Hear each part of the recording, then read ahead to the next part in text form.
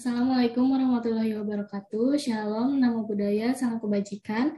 Perkenalkan, kami dari kelompok 1 Dasar Perlindungan Tanaman beranggotakan Hana Novita Malau dengan NIM 031, Dian Anggita Pasaribu dengan NIM 032, Cynthia Lovita Simamora dengan NIM 033, Aziza Mutiarani dengan NIM 034, dan Afifah Rizkin dengan NIM 035. Di sini kami akan mempresentasikan tentang klasifikasi hama tanaman. Materi pertama dibacakan oleh Dian. Silakan Dian. Hama. Hama didefinisikan sebagai segala bentuk gangguan baik pada manusia, ternak, dan tanaman, dan dalam arti sempit, hama berkaitan dengan budidaya tanaman, di mana semua hewan yang merusak tanaman dan hasilnya serta aktivitasnya dapat menimbulkan kerugian secara ekonomis. Hama juga dapat diartikan sebagai organisme pengganggu dan penyerang apapun yang dibudidayakan, sehingga dapat menghambat pertumbuhan dan perkembangan serta menimbulkan kerugian secara ekonomis. Hama dapat menyerang apapun pada kegiatan budidaya seperti pada bidang pertanian, peternakan, dan perikanan. Baik, yang pertama hama gastropoda. Gastropoda adalah hama keong atau siput yang mempunyai penyebaran yang sangat luas. Pada umumnya, hama ini dapat menyebabkan kerusakan serius pada tanaman jika berkembang dalam jumlah besar. Sumber serangannya yaitu terbawa dari benih, media tanam, dan tanaman inang. Faktor yang mempengaruhi perkembangan populasinya yaitu kelembaban secara tinggi. Ciri-ciri tanaman yang terserang hama gastropoda yaitu lubang di tengah daun, siput memiliki lidah yang mampu membuat lubang di tengah daun. Yang kedua, meninggalkan jejak lendir yang terlihat sebagai endapan keperkaan pada daun. Yang terakhir, lubang tidak teratur. Selain membuat lubang pada tengah daun, siput juga kerap membuat lubang tidak teratur pada jaringan dengan mulutnya. Pengendaliannya yaitu dengan menghadirkan predator siput seperti predator dekolate dan juga menaruh substansi pasir untuk mengusir siput yang membuatnya terluka. Yang terakhir, memasang perangkap siput yang umumnya adalah panci bir. Selanjutnya, Afifah kan ya? Yang kedua ada hama aphes. Hama aphes contohnya burung pipit adalah jenis hama dari kelas unggas aphes pemakan biji-bijian yang menyerang mulai pada tanaman padi untuk memakan biji atau bulir padi.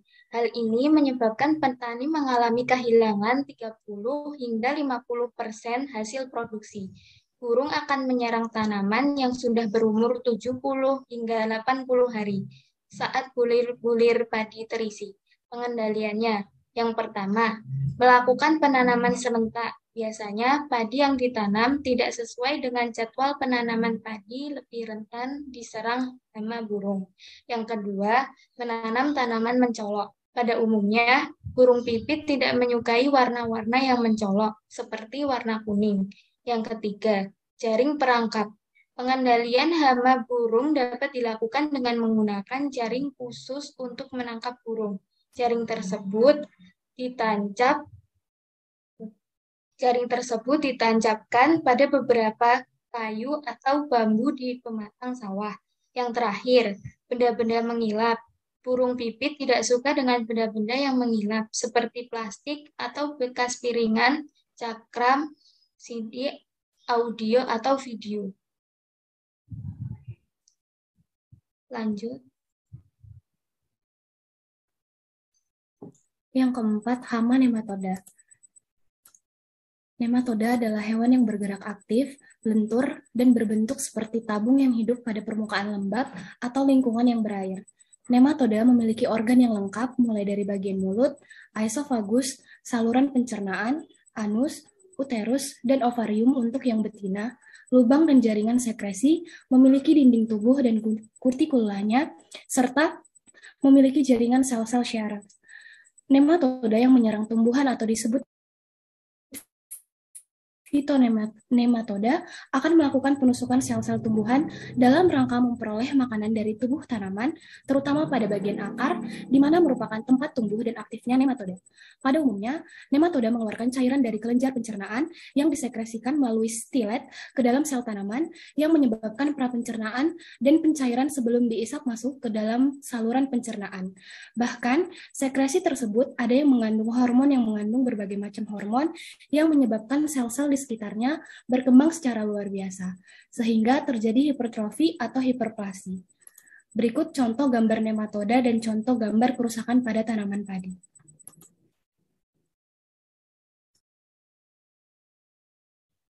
Yang kelima, hama mamalia. Tikus merupakan hama yang merugikan bagi petani karena menyerang biji-bijian dan batang muda pada tumbuhan. Tikus yang termasuk hewan mamalia tersebut sangat sulit diberantas, karena perkembangbiakan sangat cepat, bergerak cepat, dan daya adaptasinya tinggi. Biasanya aktif bergerak pada malam hari dan siang hari. Mereka membuat lubang-lubang dalam tanah yang bersemak sebagai sarang mereka. Tikus umumnya menyerang tanaman jagung pada fase generatif atau fase pembentukan tongkol dan pengisian biji. Tongkol yang telah masak susu dimakan oleh tikus sehingga tongkol menjadi rusak dan mudah terinfeksi jamur. Bagian yang disukai tikus umumnya pada ujung tongkol sampai bagian pertengahan. Bagian tumbuhan yang diserang tidak hanya biji-bijian, tetapi juga batang tumbuhan muda.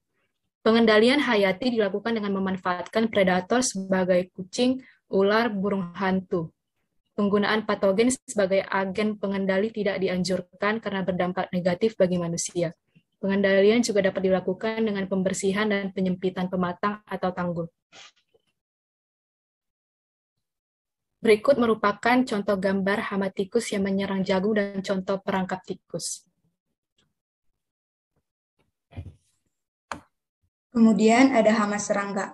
Serangga adalah salah satu kelas Avertebrata di dalam filum Arthropoda yang memiliki eksoskeleton berkinin. Serangga adalah hewan berkonstruksi khusus yang memiliki rangka di luar tubuh. Serangga bernapas melalui lubang kecil pada dinding tubuh dan memiliki organ sensori di bagian sumut, bahkan ada beberapa jenis serangga memiliki organ sensor pada bagian kaki dan pada bagian perut. Berikut pengendalian serangga hama yang menyerang jagung sesuai dengan fase pertumbuhannya. Yang pertama ada belalang. Hama belalang yang menyerang tanaman jagung ada dua jenis, yaitu Hosea chinensis dan Locusta sp. Belalang menyerang dengan cara memakan tanaman jagung yang masih muda. Serangga belalang bisa menghabiskan seluruh bagian daun, bahkan tulang daun.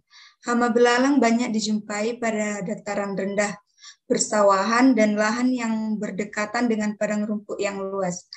Hama belalang dapat diatasi dengan musuh alami, yakni burung, lebah, dan Synthesus sp. Pengendalian dapat dilakukan dengan aplikasi biopestisida yang berbahan aktif Metarhizium anisoplie. Biopestisida ini mampu mengendalikan 70-90% hama belalang. Bisa menggunakan pestisida regen, kurakron, piriaton, atau leknan. Yang kedua ada lalat bibit. Serangga yang menyerang tunas muda pada jagung yang baru tumbuh. Kerusakan akibat hama ini bisa mencapai 80%. Lalat ini hanya ditemukan di Pulau Jawa dan Sumatera. Lalat ini merupakan larva dari serangga yang baru menetas dan menyerang dengan cara melubangi batang dan memakannya hingga ke dasar batang. Tanaman yang terserang menjadi kuning, kerdil, bahkan mati. Pengendalian dilakukan dengan pergiliran tanaman, menjaga kebersihan lahan, dan pemilihan waktu tanam yang tepat. Perlakuan secara kimiawi dapat dilakukan dengan cara mencampur benih dengan nematisida seperti furadan, curater, petrofur, atau pentakur. Baik, cukup sekian presentasi dari kelompok 1. Apabila ada yang ingin ditanyakan, bisa melalui WhatsApp group ataupun melalui kolom komentar. Sekian, terima kasih. Wassalamualaikum warahmatullahi wabarakatuh. Shalom, namo buddhaya, salam kebajikan.